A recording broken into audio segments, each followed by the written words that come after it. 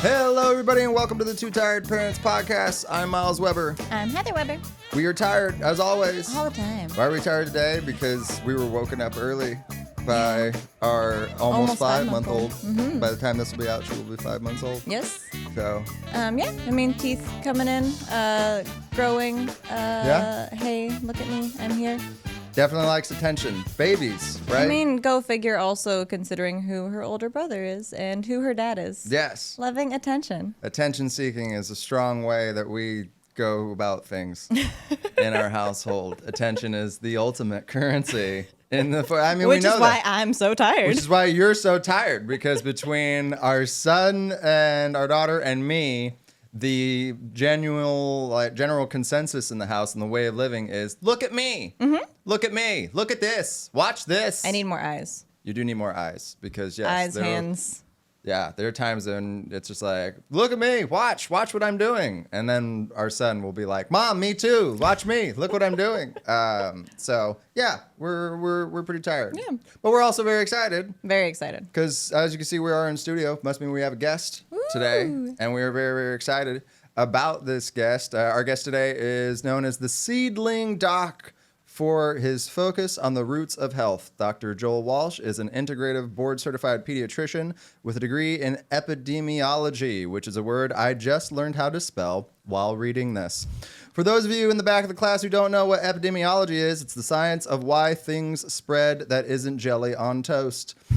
He's the author of 2 incredible books. First, Between a Shot and a Hard Place, which is the ultimate guide for parents trying to navigate the often confusing world of vaccines with nuance and data. And his latest book, At Your Child's Pace, which is basically a permission slip for parents to stop obsessing over milestones and start focusing on the individual child in front of them. In the book, he talks about the pressures of milestones. He's been on a lot of podcasts, but he's officially in the Too Tired zone now. We'd like to skip the standard frequently asked questions and get to the real stuff, the nutrition, the neurodivergence, and the unlearning he had to do to become the doctor he is today. Dr. Joel Warsh. Warsh, welcome to the show. How are you doing today? Thank you. I'm great. Thank you for having me on. Thanks for coming on. Thanks for coming on. Yes. So my wife helped write that intro. Her idea was the thing about not spreading jelly on toast being the epidemiology meaning. It was better than yours. It was better. I like it. Yeah, I know. I liked it too. It's just originally I had written, and then she corrected it. Originally I wrote that epidemiology is the science of why things spread, not like your mom. And she said that was probably not appropriate. And I beg to differ and think that it's very accurate. Well, it's certainly funny. I don't know about appropriate, but it depends on the listener, I guess. This is very, very true. This is very, very true indeed. It's where we blend the worlds. This is where we blend the worlds, right? We try and keep things light and fluffy here as much as we can. But thank you so much for joining us. We were able to read your books. We really, really enjoyed them. Before we get too much into the devil of the details of it, though, we did find out in your book that you're a hockey fan. You and your wife, you met at a hockey game, yes? That's true. We met at the Kings game. I grew up in Canada, so I mean, I have to like hockey, I guess. And I was there with my family, and she was sitting beside me. That's why you're so nice. See, that's what Canadians. It's anytime I do shows in Canada, they're like, "We're not all nice, eh?" And I'm just like, "Go to any place in America." People are pretty nice in Canada, but they don't want to be called that, even though it's true. Which is so strange. What a weird stereotype to reject. It's they get so up in arms. So but yes, you and your wife met at a hockey game, and she was one who it seemed like in your book she had said that she didn't want to waste your time because you had different types of ideals as far as like medicine practice versus the Western versus the Eastern. Were there any things that you learned from her off the bat that kind of changed what your thought process were on how you've been practicing medicine? Like, was there anything right away that you were like, oh, okay, and it kind of got your wheels turning? Yeah, I mean, I don't know if it was like the first second, but I mean, she's very holistic minded. So that has shaped where I am today. I mean, I'm literally here writing these books, practicing the way that I'm practicing because of her. You know, I grew up in a very I don't know, I guess normal family, like didn't really think much of it. I went into medical school. I trained at Children's Hospital Los Angeles, like super Western modern medicine, really great programs. And, you know, you get the medical training, right? You don't really think about anything natural or integrative. Anything you hear about that, it's kind of all woo woo and out there. When it comes to, let's say, vaccines, it's like, here's your vaccine schedule. Here are the great vaccines that we have, all the horrible diseases that we used to have, and go do your schedule. That's really all that I was thinking about it. But I met her. She is more holistic minded, opened up my eyes to a little bit of a different world, started to get some training in integrative medicine, and very quickly realized there's very little woo woo about it. I mean, certainly can get way out there, but I was learning about nutrition and exercise and sleep and all these things that are just so important and so vital to what I was doing. And as I was training it, I was like, wow, like why didn't we learn this? This is so useful and interesting. And so, yeah, I'm here today really because of her. And I just felt better eating the food that she was cooking and being more mindful of what I was eating, and nothing, you know, all that woo woo out there, but just being more thoughtful of what I'm doing. Just wanting to keep you healthy. I was going to say Wanna it's keep me almost healthy, you know? it's almost like we're married to the same person in a way. Because I mean, everything you just described, I'm just like, oh man, my wife. Yeah, I eat better, exercise. How do you do this? Like, it was all of it. I kind of had to like learn how to be a grown person from my wife sitting right here. So. But and I also think I feel like we need more of that, especially now, of like, hey, you have a different opinion than I do. Let's talk about it. Let's see like where each other stands on it and information, and like have that open dialogue on it, as opposed to, no, it's different, bye. You had the very Canadian response, which is just like, no, I'm willing to learn, eh? Let's talk about it. I was willing to learn, eh? Like, that's the thing. But and that's what it was. You know, she was very, I guess, holistic minded, and not like, again, like way out there, but she just assumed that because I was a doctor, I was super Western and therefore wouldn't be open to any of it. And the reality was, I'm a very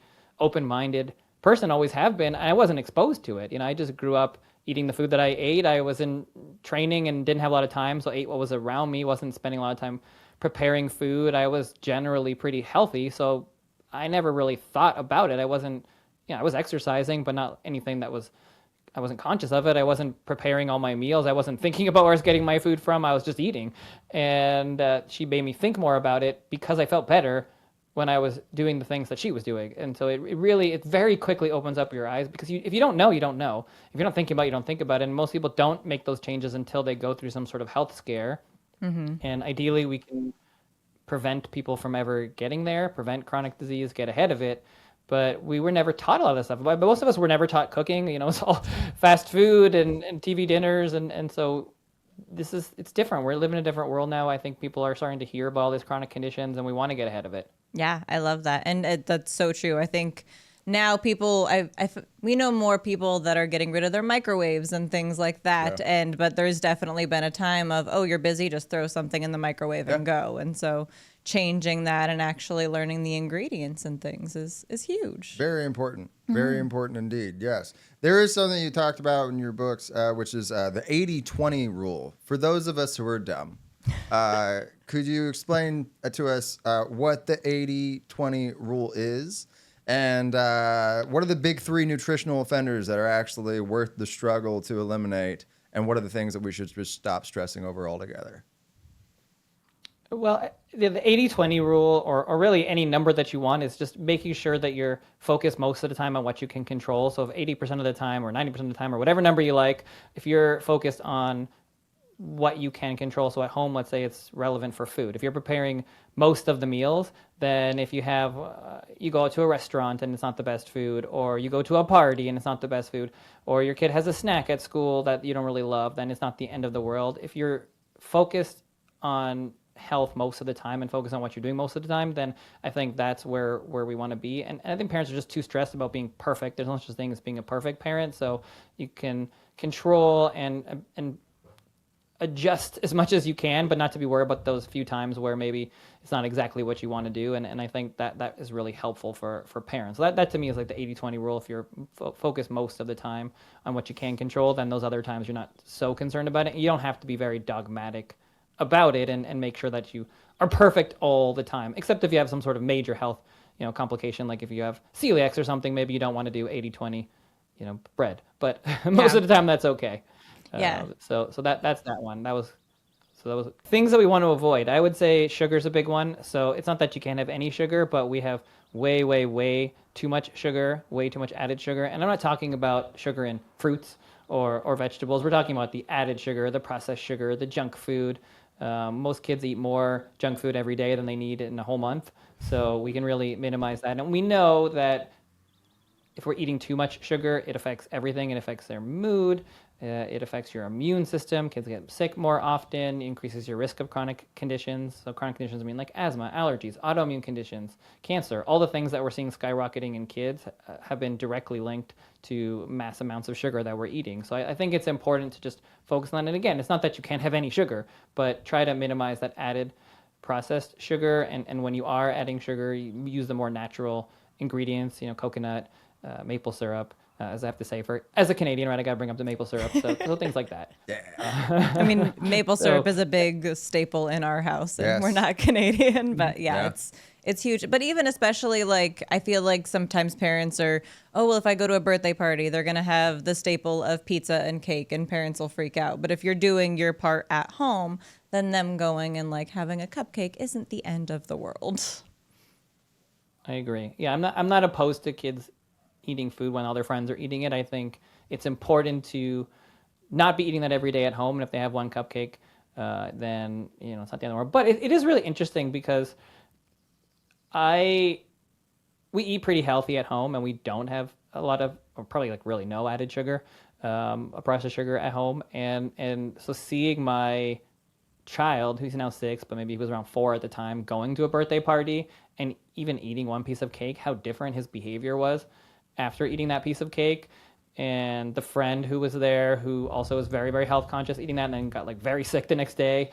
And so it is really interesting just to see, because you don't notice it until you see it in your own life, how much it can affect your kid. And then it just starts to make you wonder, I always talk about this, but you don't necessarily think about it till you see it in your own kids, how much it's affecting our kids. Mm-hmm. If that's what it happens one time, what about the rest of it? Oh, yeah, right. I mean, it's just funny that we're having this conversation about sugar the month that every month this year we're doing pull things out of a jar or a mug, and it's a 30-day for the month challenge. And this month it was no processed sugars. So that's our thing in our house. For this month, it's we cut out all the refined sugars and things like that. So, I mean, it's good that we're having this conversation. What were you going to say? Right. Oh, I mean, I was going to say the same thing of just that. And so even Miles is learning a lot about what it's all in, because he's turning things around and he's like, this too? I put can't sugar believe in chips? What are we doing? Okay. Come here, people. We're chips. Really? Do we need sugar in chips? Aren't they good enough with the salt and the crunchy and a little bit of pepper? What are we doing? Why do we need to have, I saw 2 grams of sugar in a thing of chips in the bag, and I was so upset because I'm just it's everywhere. We can't get away from it. Yeah.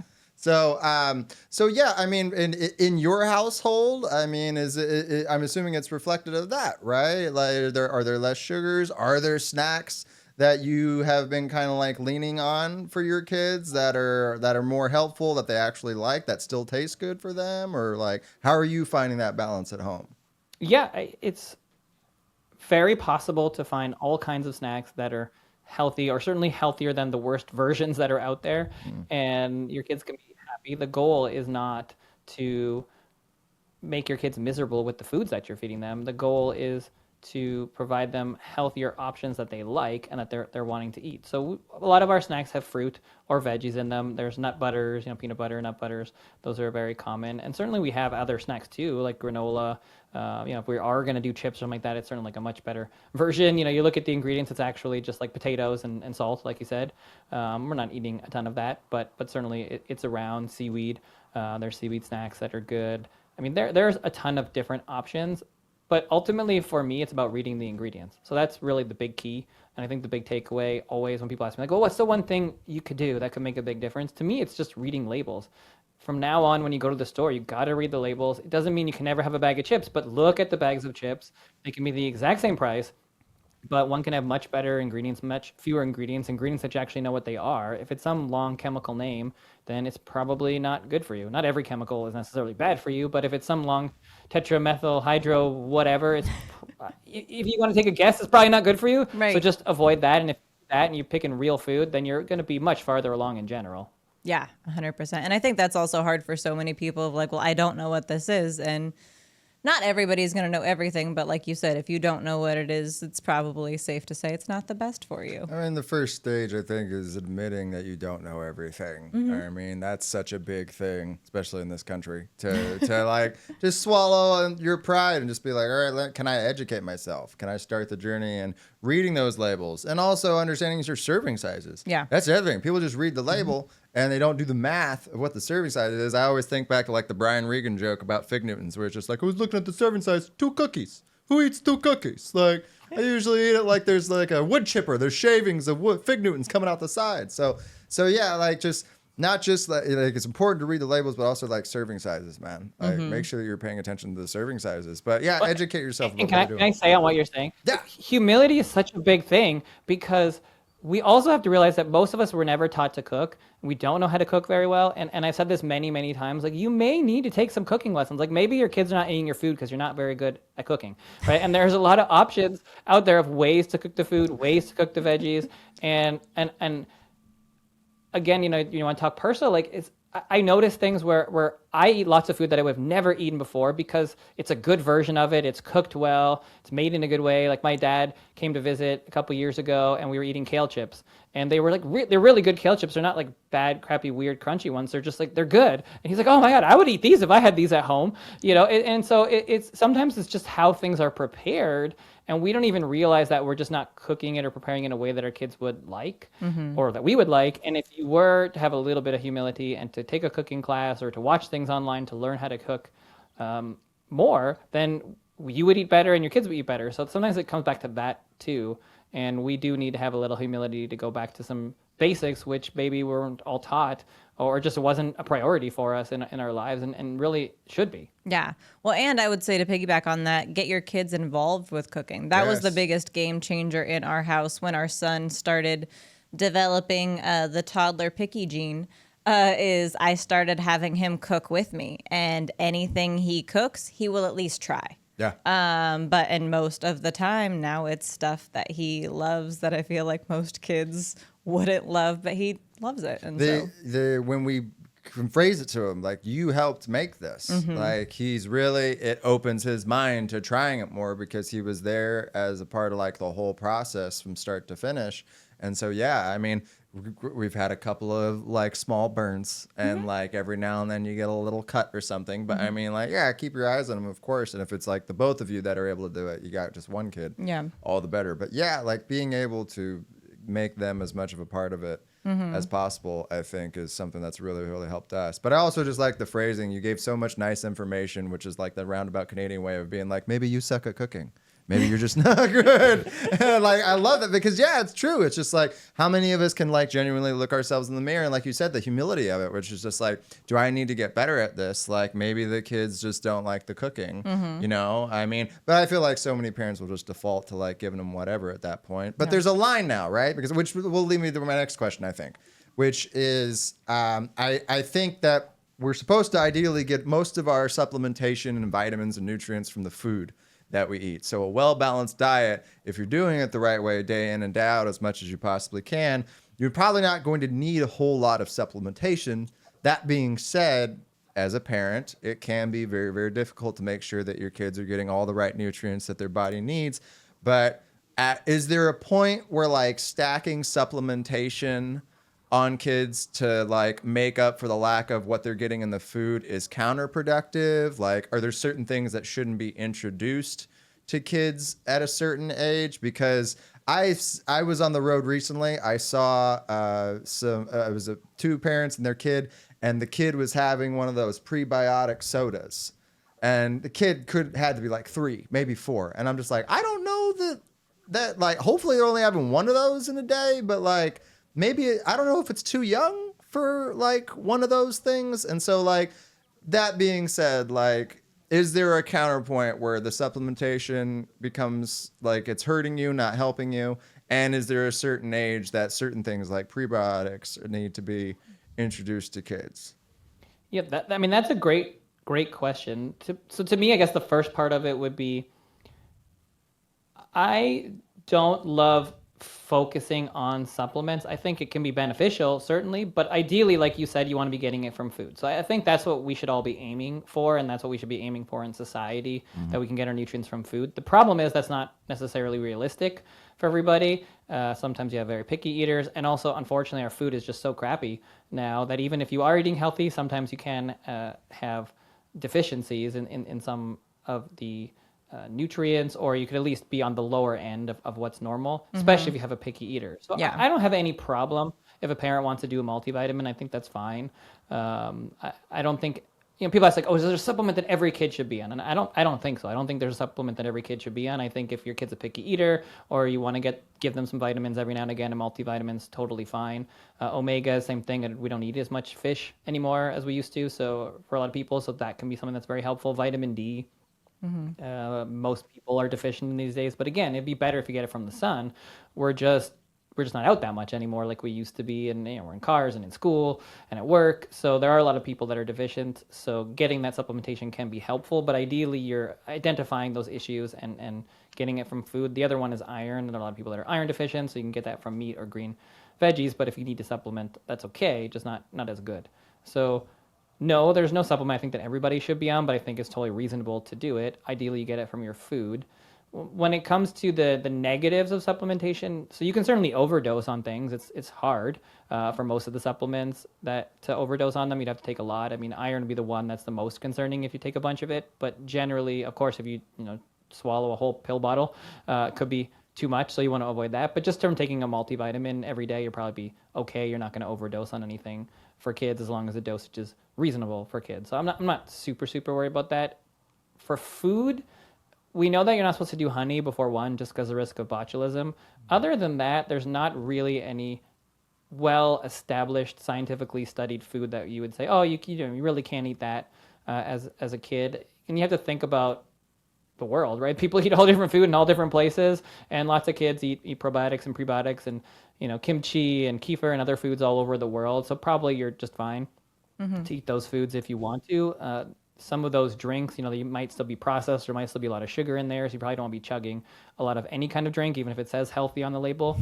Because again, anything that's processed in a bottle or in a package has probably got some chemicals in there. It couldn't really be in there unless it has some preservatives. So just keep that in mind. Doesn't mean you can't eat it, but the more that you can get things fresh, the more nutrients it's going to have, the more healthy it's going to be, the more it's the farther away it is from actually the farm, the more it has to be sprayed and stuff, the more chemicals that have to be in there, otherwise it'll go bad. Just think about a berry. You pick a berry off a bush, it goes bad in like 3 days. So, well, I want your kids eating berry from the grocery store, it has to be sprayed in something, or else it's going to go bad. So it's not as good as it would have been had you had a farm and gone outside and picked it. Now, everyone doesn't have a farm, so it's not realistic, but it has to be, be nice. mindful of that. Yeah. It'd be nice. Oh yeah, and even we have one near us that's like almost like a big farmer's market, but it's still seasonal, right? And so we just don't have access to it year round because seasons. With that, I know like a lot of parents with neurodivergent kids are being more mindful, I guess, when it comes to gut health and things like that and how they go together. What are your takes on that side of things? Yeah, it's really important, with autism and neurodivergence. There's so much that we're learning. There's a genetic component, and there's certainly an environmental component. And one of the big factors that is very clear for neurodivergence is that many kids have gut health issues. That's one of the big things that we'll see in the office, one of the big things you'll see in studies. And a lot of those kids, a lot of kids with autism or neurodivergence just are very picky eaters. They have issues with sensitivity, so it's just even much harder to get all kinds of foods in, and once you're getting a very picky eater, then the gut bacteria, the microbiome, can change over to create issues. So it's something that's really important to focus on for parents. I think that I'm glad that information is getting out there, but ideally, yes, you do have to really do what you can to make sure they're getting a diverse array of foods. Again, because you need those things to live. I mean, you're literally built of what you eat, and whether your kid is a picky eater for whatever reason, if they're not getting the nutrients, it's going to affect your brain, it's going to affect your body. Everything's connected. And what we see time and time again for neurodivergence, ADHD, all sorts of conditions, if you can adjust that diet, if you can work with a practitioner, especially if those kids are very picky and it's difficult, you might not have those tools, but there are lots of practitioners out there that work. with kids with picky eating, whether it's a nutritionist or an occupational therapist, and you can slowly start to reintroduce some of those foods. And if you can get that diversity back, that seems to have a nice effect, a snowball effect of improving cognition, improving memory, improving speech, improving the issues, and also the gut issues like constipation and bloating and stomach aches, which a lot of kids on the spectrum or just in general with chronic conditions have.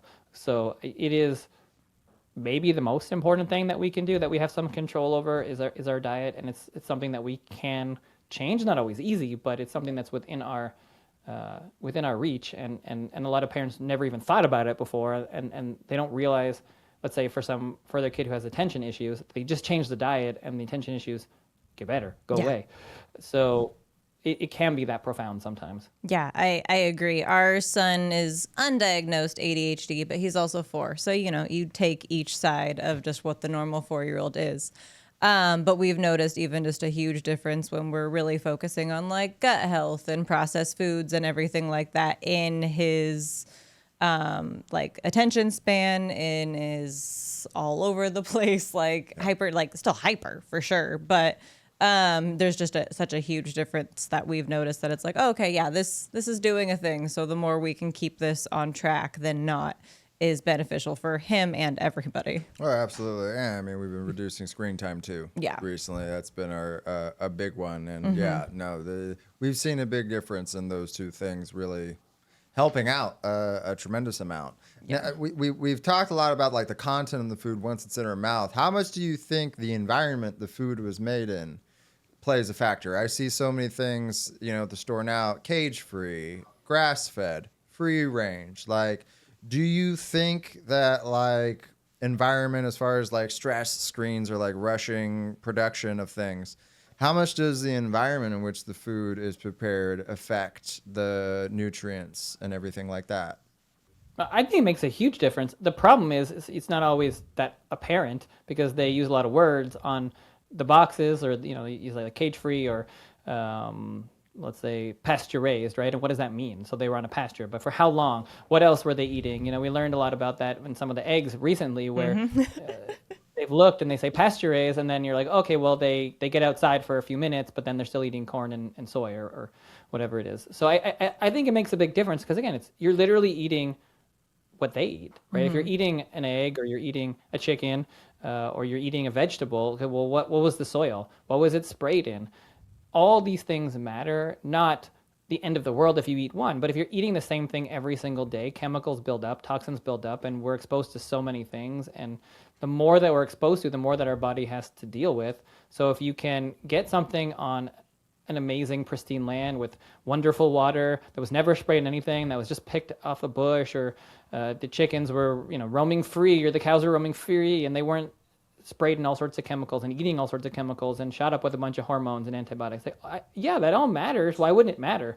If you're shot up with a bunch of antibiotics or hormones, it's going to make an effect on you, right? You're eating that. So I do think we need to be mindful of that, and that is one of the reasons why I think it is so important that we push back on our food, and we really have an emphasis on food over the next few decades and try to push back to more local produce, that we know where it's from, what the farmers are like, that it gets to us more quickly. Like you said, seasonal. You're supposed to be eating seasonally. You're not supposed to be eating something from some other country that was shipped in. We like it. We like the convenience, but if you're getting a berry from Mexico, like they had to pick that before it was ready, then they spray it in whatever so it doesn't go bad, then it goes into a container, goes into a truck, or a plane, flies across the country, sprayed in more stuff, maybe sprayed to make it look good, then put on your shelf, then you eat it 5 days later. Like, you're eating a lot of chemicals that you didn't need to eat if it was just fresh. So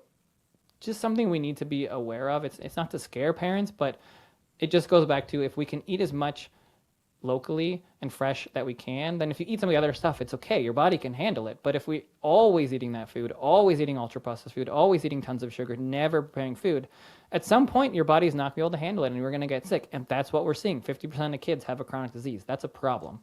Yeah.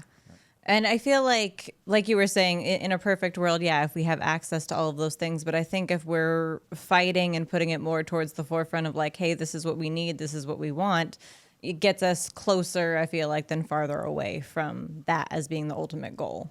It feels like as a kid who didn't read the book for the book report, but still found a way to like BS my way through the presentation to get a B on the paper. It feels like too much of us are running society now on like technicality of just like, well, I still read the Spark Notes, so I know what happened in the story. And now it's like, well, I said pasture raise, and it's like, yeah, but your pasture sucks. Like you did, like it's like we have to now be like quality pasture raise. Well, Like, there's so much fine print to it, right? so That isn't much. in there. And yeah, so, yeah, we've got all this wiggle room on technicalities, which if this was 6th grade, I would be king, but we're adults. And I'm like, we should know more. We should know more stuff. Like, we can't all just be running a society on a technicality as a means to keep getting money from each other. Like, Yeah. at some point, it's got to break. And it sounds like, yeah, we're really here at that breaking point. Yeah.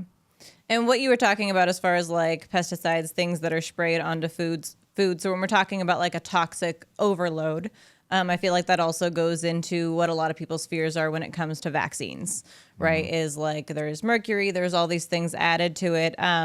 So I guess what would be your thought? I know you have a whole book about it, but like the nutshell version of when it comes to parents' fear in what is in vaccinations and like that toxic overload fear. Yeah, well, I mean, there's two separate conversations there because we are certainly exposed to too many chemicals and toxins, and we have to focus on that. But then there's also vaccines, right? And vaccines have benefits and risks, like every medical, any medical procedure, any medication has. And unfortunately, it's a topic that's been so censored for so long that too many families and parents don't feel like they can ask questions and have discussions. And that's what led me to write the book in the first place. I'm not against vaccines. I think they have certainly benefits. But we should also be able to talk about the concerns. And so many people have concerns these days. They maybe never thought about vaccines until COVID.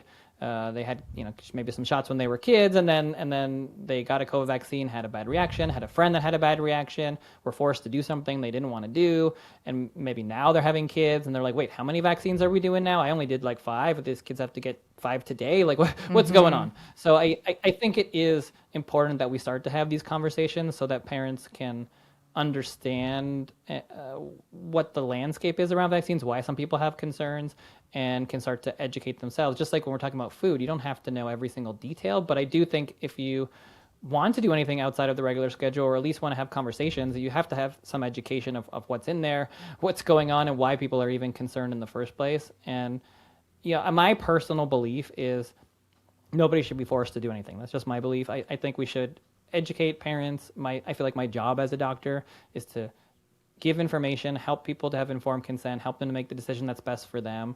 And in my office, some people do the regular schedule, some people do a slow schedule, some people don't choose to do it, most people do.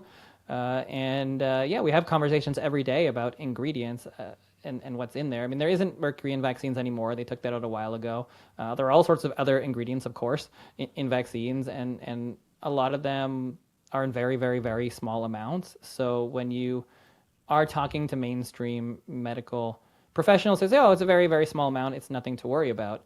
And that may very well be true. I mean, most kids do fine. I've not seen a ton of issues, but I think parents certainly have concerns. There are families that have had bad reactions to vaccines. And just like anything, depending on your genetics, depending on your specific situation, any chemical, any ingredient could have a reaction for you. Some people walk by a peanut and have anaphylaxis. So I don't think it's unreasonable to have concerns, especially with aluminum is really, I think, the big concern for a lot of parents, because you hear, oh, there's a metal in there. And again, it's a very small amount. It's a lot less than we eat, but it's different than an injection. So ultimately, you have to start learning about these things and asking your doctors if you do have questions. That way you can have an informed discussion as opposed to something that's fear-based. Yeah. Well, and I think it's a shame that so many doctors' offices, for one, if as a parent, if you start asking questions, they shut it down immediately. They're not open to necessarily having those conversations. I know for us personally, for both of our kids, we've spaced out the vaccines. Yeah. So they're never getting more than one at each time. But even then, our first doctor with our son fought us on it. And so we ended up getting a new pediatrician. But even now with our daughter, the times we've left, like we're not even leaving with a printout anymore, and we used to. And so now we have to ask for it, and they kind of, get upset. They fought us on it this last time. They're just like, oh, well, here's this. And we're like, this isn't the print. This isn't the information. And so it makes it, I think, harder in that. And then like what you were talking about with the COVID vaccine, when so much was fast tracked and there's not like everything public out there for parents to be like, okay, well, what are you hiding if this is a problem of us having a printout, asking questions, seeing the studies on it. And so that, unfortunately makes it where they don't feel as comfortable with the situation. Yeah, it goes back to, it's just so unfortunate the conversation's been so censored. There's no reason why a good, caring parent can't ask questions about vaccines.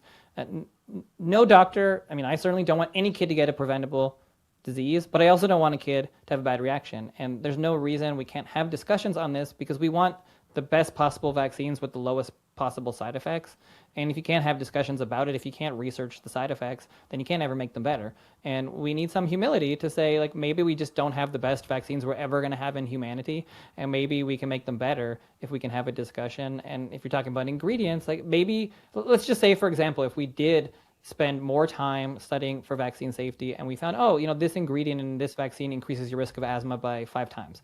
Wouldn't we want to know that? Like, wouldn't we want to know which ingredient it is, so we can say, well, maybe we can take that ingredient out and we can put a different ingredient that lowers your risk. So that's what I am very hopeful for in the future. And I think that medicine just kind of brushes aside a lot of the vaccine safety conversation. And again, that's why I wanted to write my book, because when people ask me like, oh, what do I read? Right? I have to always tell people to read multiple things, because you have the very pro, CDC books, and I think those are important to read, but you also want to read something else that kind of goes through what the concerns might be. And for a lot of the safety research, I just don't think we have the research that we really need to answer the questions. And I wish we did have it, because I think that would help people to be more comfortable to do vaccines.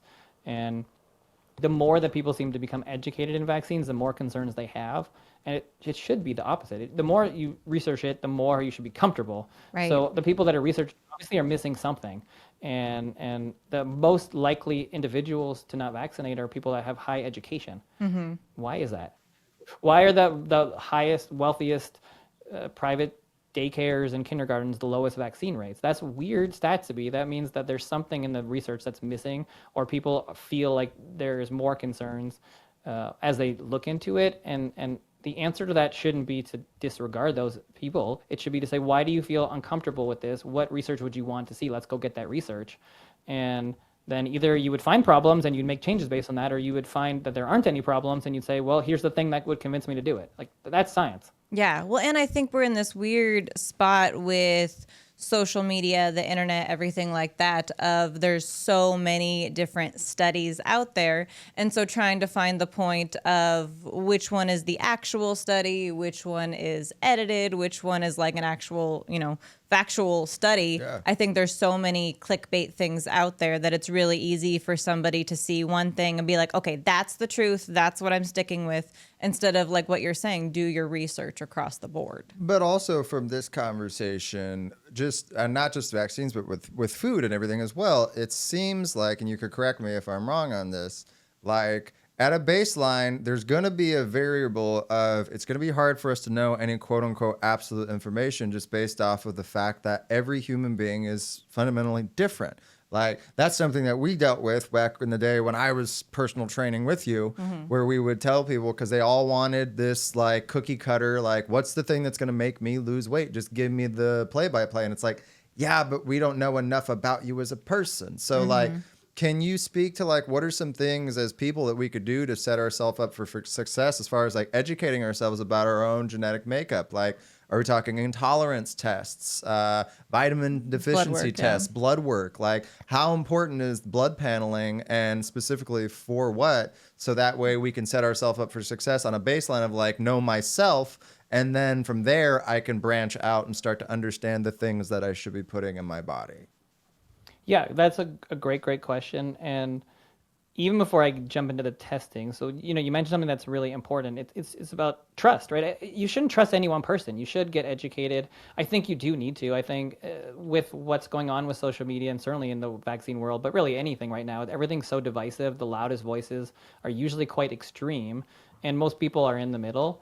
And anyone that's giving you a very extreme opinion saying, just trust me, just do this thing, just buy my one product, you should be skeptical of that.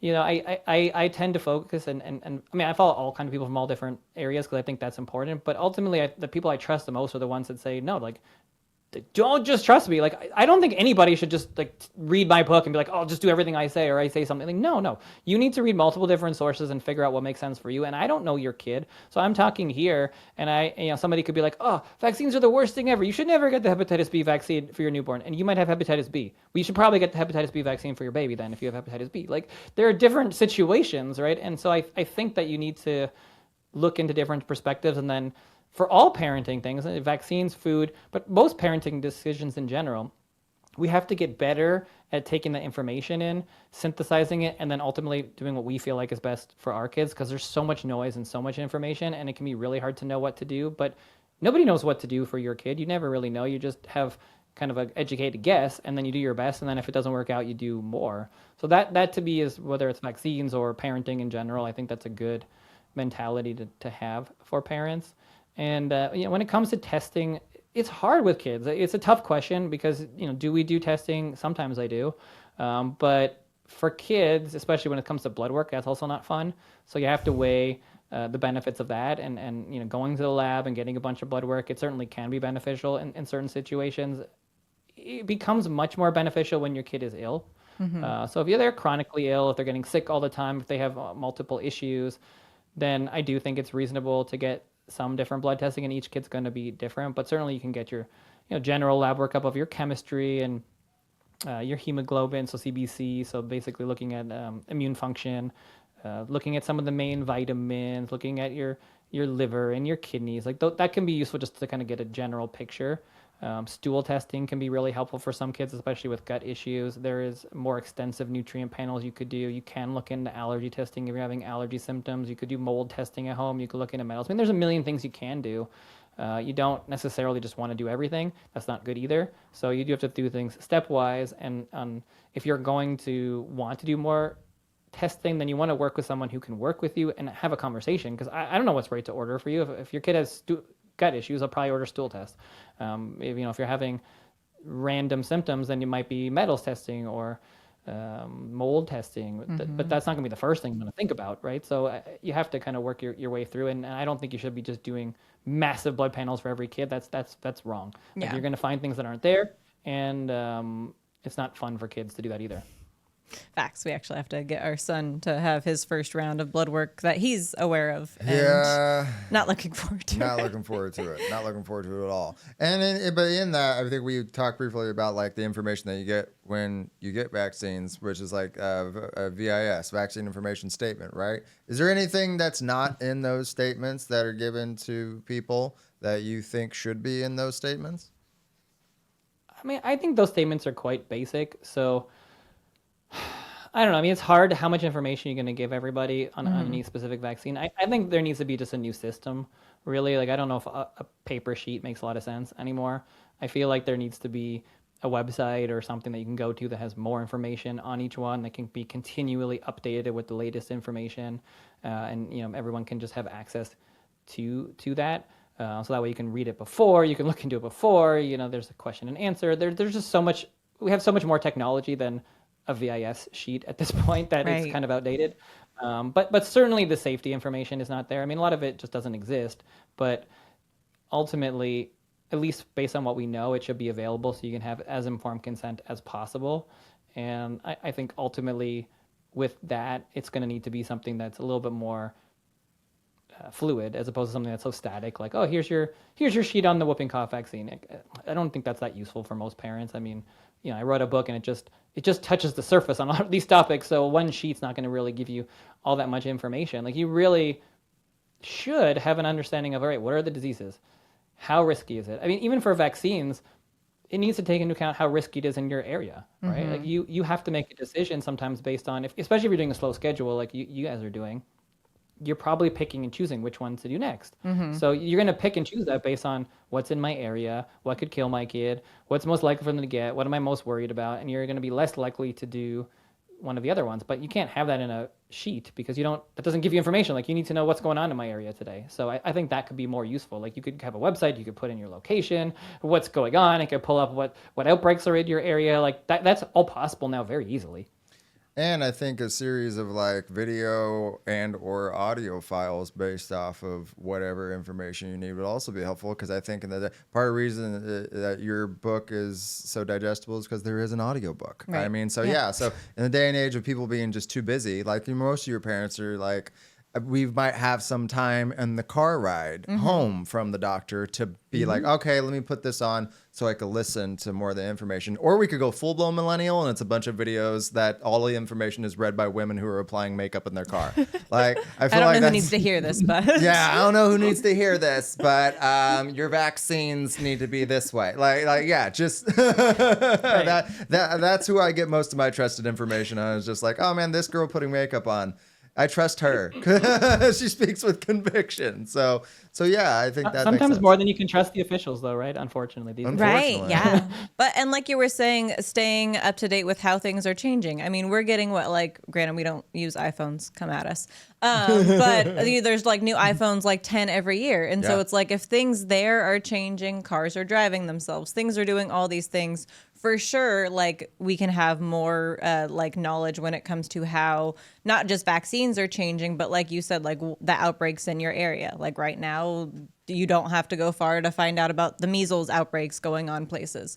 So I think there's just so much everywhere. And now also like how much is changing, because when we were kids, we had a couple vaccines that we had to get. And now the amount that kids are recommended to get by the age of 5 when they go to school is huge. And so I think, like just having the knowledge on it of what things are changing and what's in your area would be huge.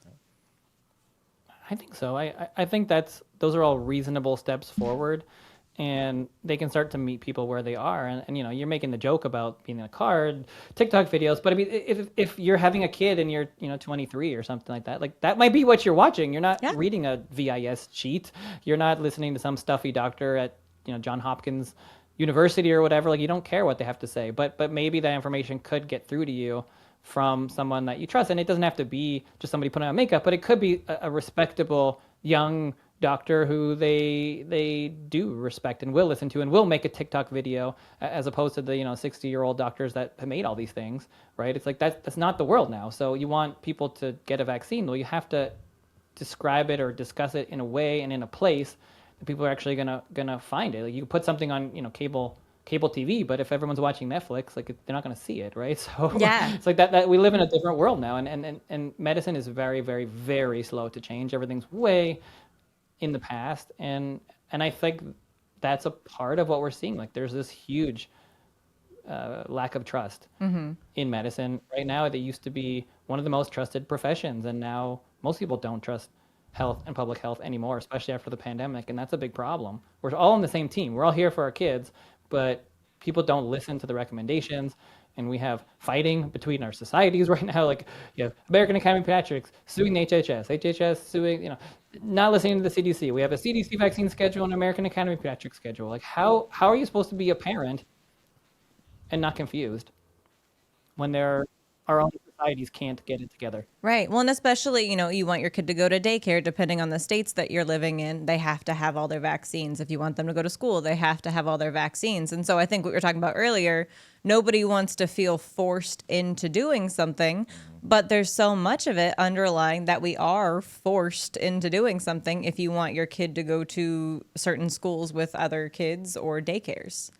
It's interesting what you said about like the information and where we're getting it from. Like, do you feel that I feel like maybe a semester in school for doctors should now be dedicated to social media strategy and marketing, right? Like, just something that's just like, hey, all this information, great. Like, you want to make sure American stays uninformed, give them a piece of paper to read after the thing. So we're going to try and make our social media presence and presentation a little better, So it's almost like that's something that might need to be incorporated. Is just how do we make the information more digestible and palatable for people, given Yeah, that, well, I don't think that's a joke. Like, I think that's real. I yeah, mean, most doctors are terrible speakers, so I don't know that you're going to get a lot of great ones, but you could certainly have it as an option, at least have some conversations about it, have some conversation about why it's important, and that way maybe more doctors will get involved, but also at least from bird's eye view, like the societies need to bring in a bunch of people to run their social media, to get information out there, because it is very easy for someone who knows nothing about what they're talking about, who has millions and millions of followers, to say something that's completely against what we know. But that's what gets out there, not the information from somebody who actually does know or can at least provide the more scientific answer to something. And we have this huge mismatch right now between science and influencers, where influencers have a lot more power and a lot more say. And sometimes that's good, but sometimes not always good. And there's no ability for, let's say, I don't know, the American Academy of Pediatrics or Center for Disease Control to get information out there where, like, Kylie Jenner can put a post up and it can go to like 100 million people in 5 minutes. And, won't always be the perfect information if it's something like science. So I think we need a little bit more balance to that. And I think medicine has that ability because people do listen and trust doctors, or at least did. And I think if you can find a few of those trusted faces to get out there, we can maybe find a little more balance on social media, which is where people are getting their news and information from. And we can't fight it. We just have to recognize that that's what's happening and just try to provide balance. Yeah. And I think Miles and I have talked about that just with like what our jobs are is like, no, it's not fun that we have to rely on social media and learn what the changes are, but it is how things are going. And so you can either fight it or you can move with it and try and work with it. And with that, even there was, I want to say, was that the dental office that I saw on TikTok? And they were going around interviewing all of the staff in the dental office of like what was their number one snack that they tell parents like not to give kids. And I think so many ended up answering and saying goldfish. Goldfish crackers. And with that, I was like, oh, well, what's up with goldfish? And so that was enough to get our attention of like, oh, well, what's this thing? And so I think there's a way that when it comes to doctors, dentists, anything like that, you can have it done in a way that spikes curiosity in people when that is the way that they're getting news. I mean, is there anything that you were taught in medical school that you think is just vehemently outdated or anything like that on the subject? Well, I don't know if I'd say it's outdated, but I would say until I got outside of the system, I didn't realize how much of medicine is driven by pharmaceuticals. Like, we are just taught a pharmaceutical model. So you're taught to recognize this and this and this symptom, and then here's your pill to treat it. And there's no education on anything else, and really very minimal on prevention and in terms of diet and nutrition and exercise and sleep and all these other things that do factor in, and how the nutrients factor in. You're just not really thinking in that way. And it's great we have medications that can save your life. I'm not opposed to medication, but we are taught a certain paradigm and don't realize that that's the paradigm, and it wasn't always that way and isn't that way necessarily everywhere else. And there are other ways to look at things. So yeah, I think that we don't have that humility in medicine, where maybe, we call these other things alternative medicine, but it's really, that's what medicine always was. And modern medicine is really the weird thing. Right. Because I feel like, yeah, like what we were saying earlier, nutrition, things that are naturally found should be like the actual medicine. That should and be the then, yeah. foundation. And then Western medicine would be the alternative. Like Yeah. if you're going off of what was around first. Yeah, absolutely. I agree 100%. Dr. Joel, we do want to be respectful of your time, and we do thank you for joining us today. Our final question that we would like to ask you before we ride off into the sunset is that if you could fund one multi-year study on pediatric health that hasn't been done yet due to either lack of interest or funding, what would that be? Oh, that's easy. I would do a vaccinated versus unvaccinated study following kids forward. I think this is super important for the future.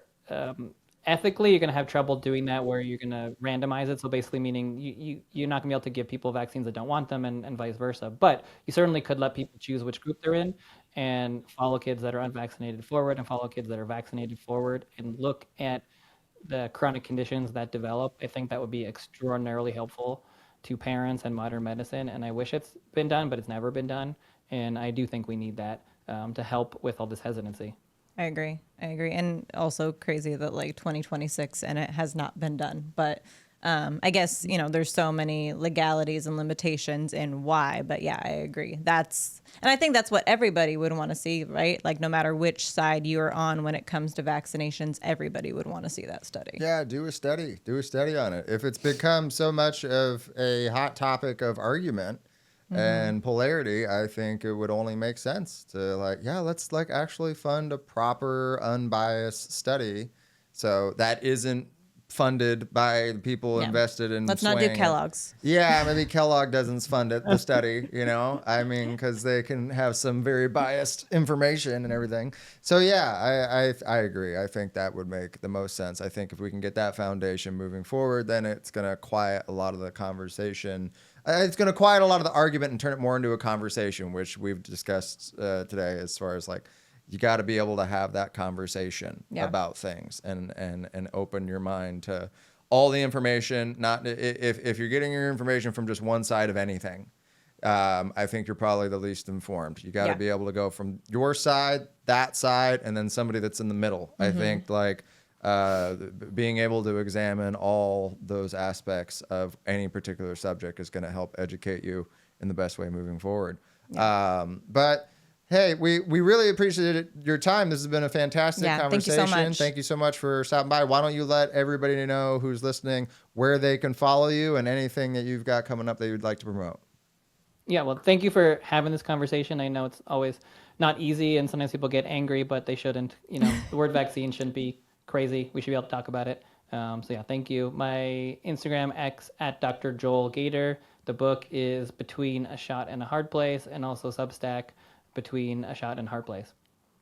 Beautiful. And Awesome. I can't recommend that book enough. Very good. That was one of the things we were drawn to because we've been in the middle with it. And I love that there's no bias on it. It's just, this is what it is. We're not anti, we're not pro. Just here's some data and don't fault parents for asking questions. Absolutely. 100%. Well, we appreciate you coming out, Dr. Joel. And for those of you listening and watching, sound off in the comments on what maybe your experiences have been, some of your thoughts or questions that you might have now that you've been given this information. And make sure you like and subscribe. So this has been the Two Tired Parents Podcast. I'm Miles Weber. I'm Heather Weber. And we'll see y'all next time. Bye.